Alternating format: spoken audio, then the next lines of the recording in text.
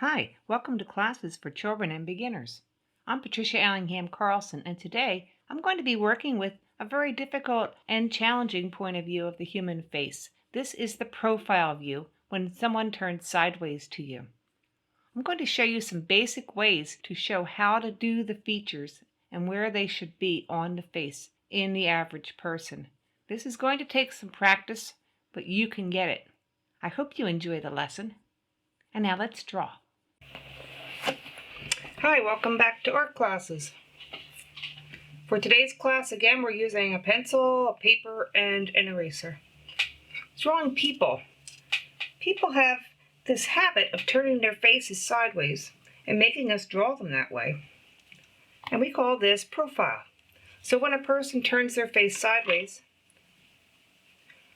we are drawing a profile view of the human face. A lot of artists have done this view. Beautiful works.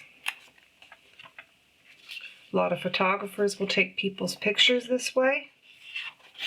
And many drawings have been done this way. And I'm going to show you, here's another lady in a beautiful photograph. I'm going to show you this woman in a profile view because it's very easy to see her face.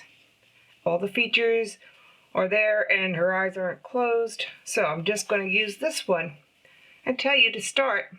The human face is the same profile view or full face view. The eyes are halfway down the head, and you'll see this on this person's face, just like we looked at on the full front view face of the person. So we're going to start out by drawing a head. I'm going to divide the head in half, and I know the eyes will come to this point. Looking at the profile, it comes out a little bit on the forehead. It goes in a little bit between the eyes at the bridge of the nose. It comes out the most at the nose because the nose pushes out further than any other part of our face. It comes in the most right under the nose. The lips come out a little bit for each lip, and then it goes in again underneath the lips, comes out once more for the chin, and in underneath the chin for the neck. This is a hard one to get. If you practice, though, you'll get it. Starting at the forehead. The forehead has usually a slight curve to it before it goes in between the eyes. After it goes in, it goes back out again. It's almost like a half a triangle. It comes out, but then it has a curvy part going in. Sort of like that. Underneath where it goes in, it comes down to form our top lip or mustache area before it goes in a little bit for the top lip. Out again, and in for the bottom lip. In a little bit for the chin, and out to form the chin. Now some people's chin will stick out more, some way less. Everyone's face is different, like I always say. So you got to look at your subject. Under the chin it comes in and then gradually makes a line upward toward the ear to form the jawline. The neck actually comes in at an angle. A little hard to see here, but I could show you. It comes in like this. Because people's heads don't go straight up and down from a side view. They go in at an angle. And then the back of the head has to be large enough to hold our brains. Come up to about here, round it off to form the top of the head. Everybody's head's going to be shaped differently too. Fortunately, you can sometimes use hair to hide that. The ear comes in at about a 3/4 point. And if you recall from full face view, the ear comes in between the eyebrow and the bottom of the nose, just like on the full face view. So about here to about here. And here is this person's ear. And then we'll start with the eye. The eye sits in from the dent in of the nose called the bridge. and it looks sort of like a V from the side view. This is actually the easiest part of drawing the face. The features are a lot easier. Getting this part is hard. Getting the features, that's a lot easier. So now you're at the easy point. Just to make things nice and clear, let's take off the extra lines quickly so they don't get things confusing. The eyeball has a curve. It is a ball. It sticks out about that much. The iris is the colored part of the eye, and it looks sort of like an oval. The pupil is the black part of the eye, and that looks like an oval too, seen from the side view. The eyebrow comes in above and curves downward. Look at your person, and their eyebrow will show you how it wants to be. The top lid looks sort of like that, and the lash line comes out at this angle. The nostril sits at the bottom of the nose, and it looks sort of like a big slit with a C around it. There's that C, just like with the front view. The mouth comes in at the middle with a smile or not. That's up to you. And you put the lips on coming up and then down. The bottom lip goes up.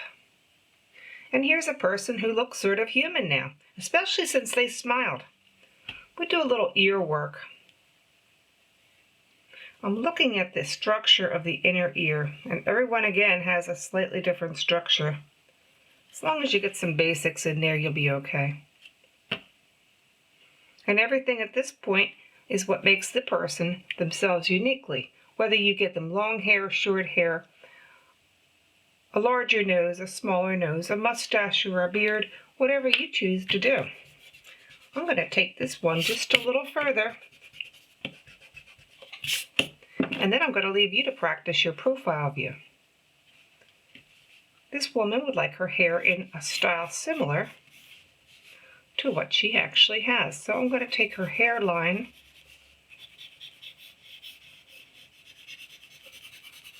in like this and curve it around into that coil that goes then down to a sort of a bun on the bottom.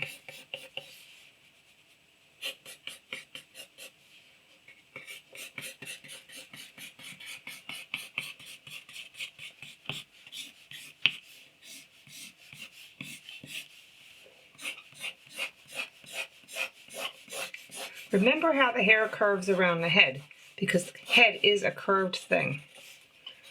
So your hair wouldn't go straight, it would curve.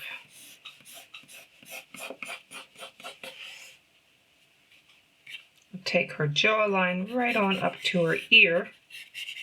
I'll give her her earring if I want to. And then I can do some shading. Do you remember shading? You use the side of your pencil, and wherever you see a shadow on the person's face, you can add some light gray with the side of your pencil and give it a little rub. And it starts to become a shadow instead of just a line.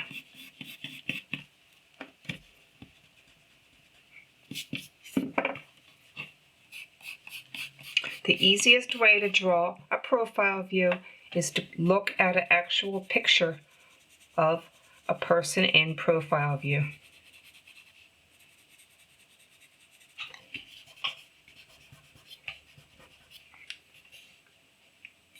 And then do it again.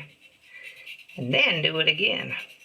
And again, the more you do it, the better you're going to get at it, because that's just how it is with everything in life.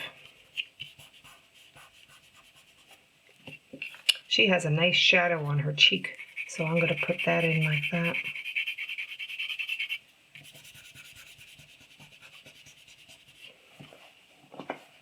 Little shadow up here under her hairline. And oh, I could work on this for another 45 minutes to an hour to make it just right. But I think I'll stop here. And I hope you enjoyed the lesson. See you next time.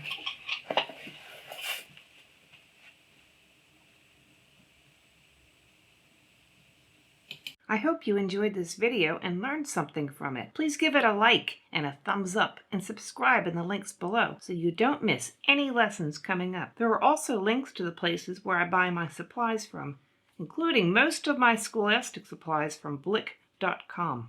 More links lead to my Facebook page and my blog on art and life. I'll see you next video.